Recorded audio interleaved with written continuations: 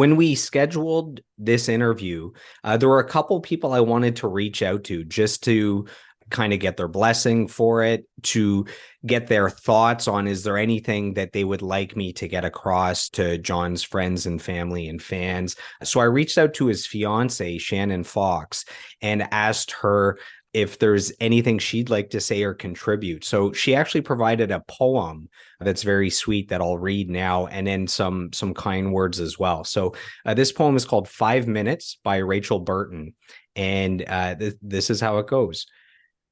If only I could see you for just 5 minutes more, I would tell you all the things I wish I'd said before. I'd hold your hand and hug you and listen much more attentively. Because now I'm lost without you. It was always you and me. I'd laugh more at your funny jokes and take one more walk in the rain. I'd tell you that it's okay. We will meet up again. I'd ask you to watch over me and make sure I'm okay, and ask you if you hear me when I talk about my pain. I would let you know I love you, and that will never end. You are so important to me, my absolute best friend. So that's the poem. And then here's what Shannon had to say about Jon. She said, Jon loved the Blue Angels, dancing, hockey, his Jeep, Adidas and Converse, the color purple, hot tea every morning, pretzels, blueberries, apples, ice cream, and nerd clusters. His favorite meals were my stuffed peppers or my meatloaf. Even when he knew the food was too hot, he always insisted on biting into it. He loved Van Halen, Kiss, and Zach Brown. He listened to a lot of Meshuggah, as he was a huge fan of Thomas Hike.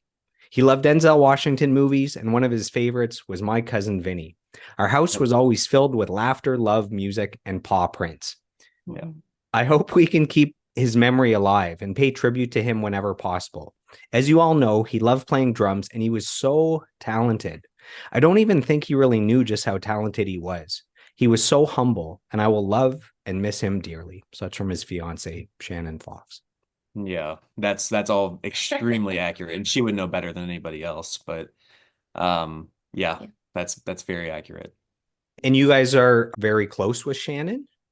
Yeah, I think we would all consider Shannon, I mean, she is definitely family, best friend.